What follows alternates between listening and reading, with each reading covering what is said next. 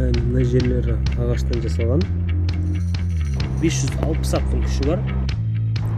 Toyota Camry 55 дистрониктар, яғни алдында қанша расстояние қалған көрсетіп тұрады. Шығып тұрған жерлеріне әдемі көрінбейді екен көзінше.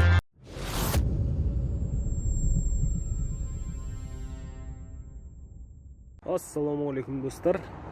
Мүмкей лакшери көліктердің ортасына кеп қалдық енді. Бұйыртса шығарылымнан ләззат аласыздар деген үміттемін. Ал сіздер бізбен бірге болыңыздар. Біз бастадық.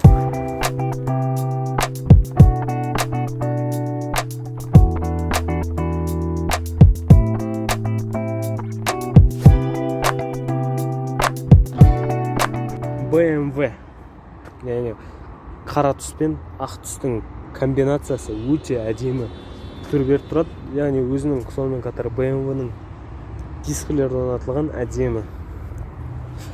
Көліктің ішіне назар аударайық. Іші былғардан жасалған, қоңыр түсті, қара қоңыр түсті. BMW X3 2018 жылғы 75 000 км жүрген, қозғалыс көлемі 2.0 автомат. Бензинмен жүреді. Бағасы 23 миллион теңге.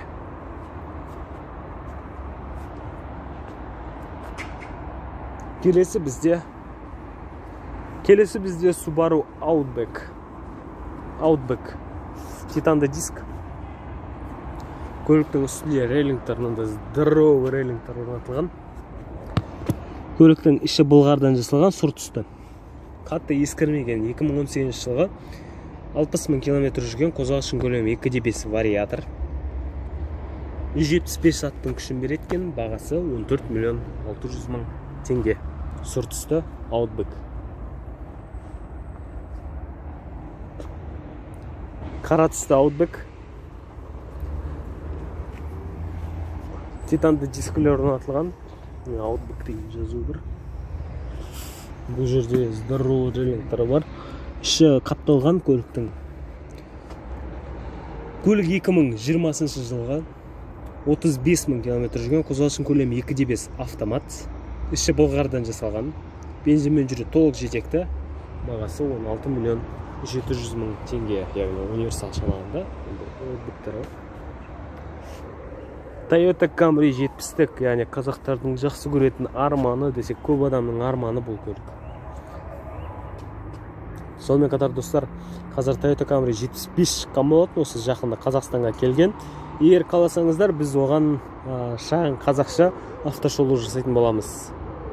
Комментарийға ойларыңыз жаза кетіңіздер. Түсірсек па, или түсірмесек пе екен. Титанды диска Bridgestone деген. Яғни көлік іші былғардан жасалған, қара түсті, сырты қап-қара көліктің. Көлік 2018 жылға 53 000 км жүрген, қозғалыс көлемі 2.5 автомат, толық жетекті емес, алдыңғы жетекті. Бағасы 14 миллион 400 мың.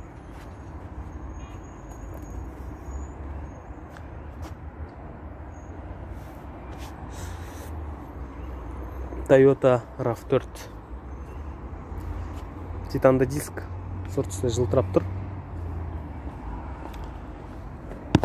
Көліктің іші былғардан жасалған, қатты ескірмеген, жақсы жағдайда. 2020 жылғы 5 000 ғана километр жүрген екен, қозғалыс көлемі 2.0 автомат. 175 аттың күшін береткен, бағасы 16 миллион 700 мың. Алдыңғы жетекті. Мына көліктің түсі қара емес, көкшіл қара, көкпен қара түс араласқан.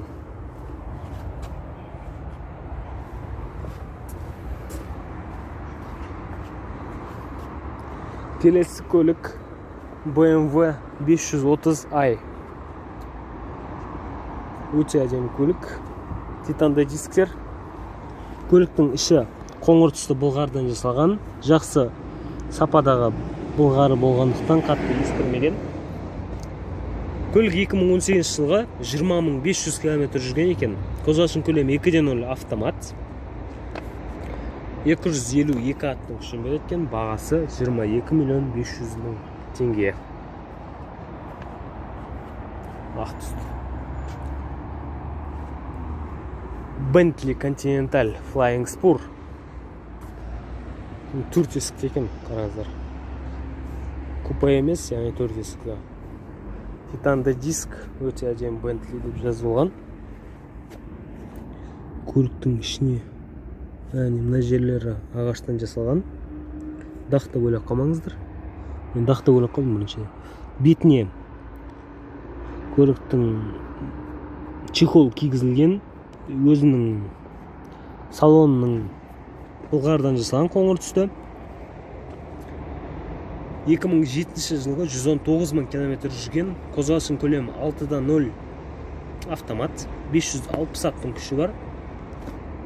Бағасы 9 миллион 700 мың, үстінде нелер бар. Люк бар. Bentley Continental. Toyota Camry 55 сатылымда, қара түсті, міне алдындағы лобовой ауыстырылған екен. Жалпы бетіне чехол кигізілген көліктің салонында. 2015 жылғы 103 мың километр жүрген, қозғалысының көлемі 2,5 автомат, 181 аттың күші бар, бағасы 11 миллион 700 мың теңге. Қара түсті.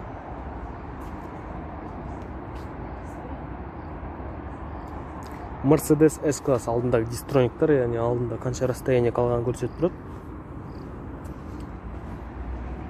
V8 8 цилиндрлі битурбо, титанды диск, яғни битурбо геліктерде орнатылған, үсті панорама.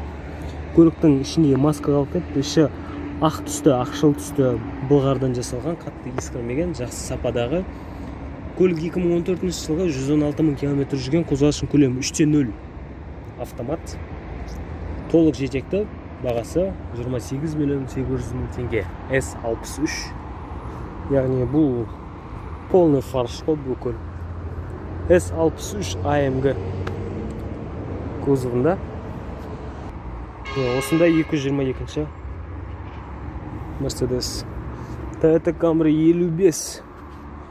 Бірақ бұл 55-тің шығып тұрған жерлеріне әдемі көрінбейді екен. Әдемі көрінбейді екен, тетінше. Кішкене шығып, біртүрлі көрінетін сияқты. Көліктің іші былғардан жасалған, қатты ескірмеген, жақсы жағдайда.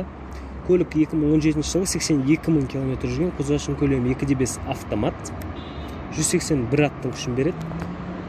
Бағасы 12 миллион 200 мың теңге. Лобовойында мынандай трещинасы бар. Бірақ достар, мен ойымша 12 миллион 200 мыңға біз салоннан жаңа Toyota Camry 70-тікті алғанымыз дұрыс болады деген деп ойлаймын, өзімнің ойым. BMW Hankook деген баллондар, титанда диск, артында тонировка жасалмаған, қоңыр түсті былғардан жасалған. Көлік 2020 жылғы 2000 ғана километр жүрген, жап-жаңа деп айтсақ болады. Қозғалысының көлемі 2,0 автомат, бағасы 26 миллион теңге.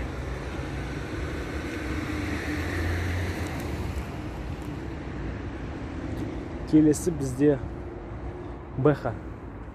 Алдыңғысы BH 520i болса, бұл бізде BMW M760 үсті панорама, арты тонировка V12 цилиндрлі МК ғомнау. Іші бұлғардан жасалған, өте әдемі, іші қара түсті. Көлік 2017 жылға, яғни М7 ғой,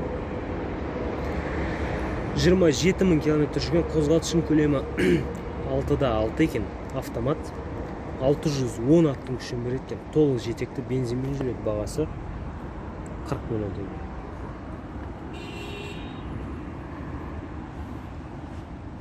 Қозғалтышының көлемі 6,6, 610 аттың күші бар. Ракета ғой, мына ракета.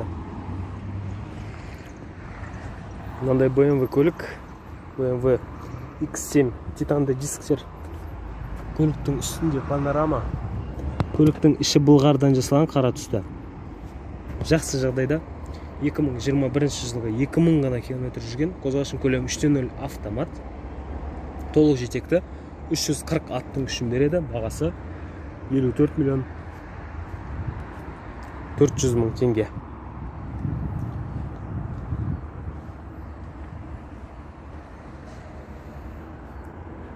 Келесі тағы да бір X7, X7 титанды диск 21 радиуста М санағанда. Кузов М.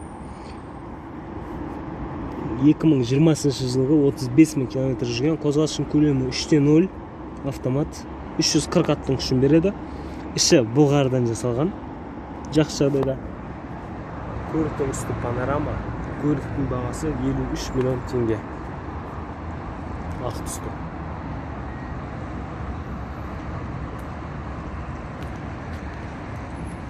Достар, осымен шығарылым тәмамына жетті.